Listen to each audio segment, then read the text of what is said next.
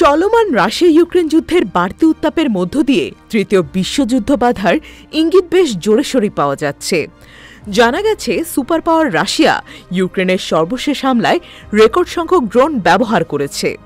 ইউক্রেনের বিমান বাহিনীর বিবৃতিতে জানানো হয়েছে, কিয়েভে করা সর্বশেষ হামলায় মোট ১৮৮টি বিস্ফোরকভর্তি ড্রোন নিক্ষেপ করেছে রাশিয়া। এমন পরিস্থিতির মাঝেই রাশিয়ার পররাষ্ট্রমন্ত্রী সের্গেই লেভরভ হুঁশিয়ারি উচ্চারণ করে বলেছেন, ইউক্রেন সম্প্রতি রাশিয়ার গভীরে দূরপাল্লার মার্কিন ক্ষেপণাস্ত্র ব্যবহার করে যে হামলা চালিয়েছে তার করা জবাব দেবে মস্কো। রাশিয়ার রোসিয়াস্কিয়া গ্যাজেটা পত্রিকাকে বুধবার লেভরভ এসব কথা বলেন। তিনি বলেন, আন্তর্জাতিকভাবে স্বীকৃত রাশিয়ার ভূখণ্ডে ক্ষেপণাস্ত্র হামলাকে সংঘাত বাড়ানোর পদক্ষেপ বলে আমরা মনে করি। আমরা যত রকমের হুঁশিয়ারি দিয়েছি তা উপেক্ষা করার অগ্রহণযোগ্য পদক্ষেপ অবশ্যই উপযুক্ত জবাব পাবে। লেভরভ বলেন, রাশিয়ান নাগরিক এবং অবকাঠামোর উপর হামলার পেছনে যারা জড়িত তারা উপযুক্ত শাস্তির সম্মুখীন হবে। তিনি বলেন, শত্রুদের কাছ থেকে আসা কোনো হামলাই আমাদের লক্ষ্যচ্যুত করতে পারবে না। লেভরভ অঙ্গীকার ব্যক্ত করে বলেন, রাশিয়ার বিরুদ্ধে যে কোনো নিরাপত্তা হুমকি নস্যাৎ করবে মস্কো। মার্কিন নেতৃত্বাধীন নেটো জোটে যোগদানের বিষয়ে ইউক্রেনের আকাঙ্ক্ষাকেও রাশিয়া নিজের জন্য হুমকি বলে মনে করে।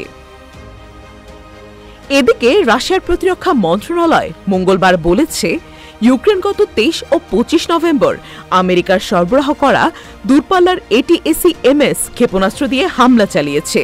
রুশ সামরিক বাহিনী বলছে, ইউক্রেনের বিরুদ্ধে প্রতিশোধমূলক হামলার জন্য প্রস্তুতি ইতোমধ্যে নেওয়া হয়েছে।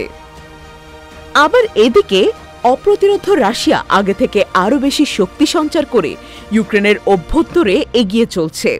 এর মধ্যেই রেকর্ড সংখ্যক ড্রোন ব্যবহার করে ইউক্রেনে হামলা চালিয়েছে রাশিয়ার সেনাবাহিনী। ইউক্রেনের বিমান বাহিনীর দেওয়া একটি বিবৃতিতে বলা হয়েছে, মঙ্গলবার সন্ধ্যার পর থেকে ভোর পর্যন্ত ইউক্রেনের বিভিন্ন সামরিক স্থাপনা লক্ষ্য করে মোট ১৮৮টি বিস্ফোরকভর্তি ড্রোন নিক্ষেপ করেছে রুশ বাহিনী। এসব ড্রোনের মধ্যে ৭৬টিকে আঘাত হানার আগেই এয়ার ডিফেন্স ব্যবস্থার মাধ্যমে ধ্বংস করে দিয়েছে ইউক্রেনের বিমান বাহিনী।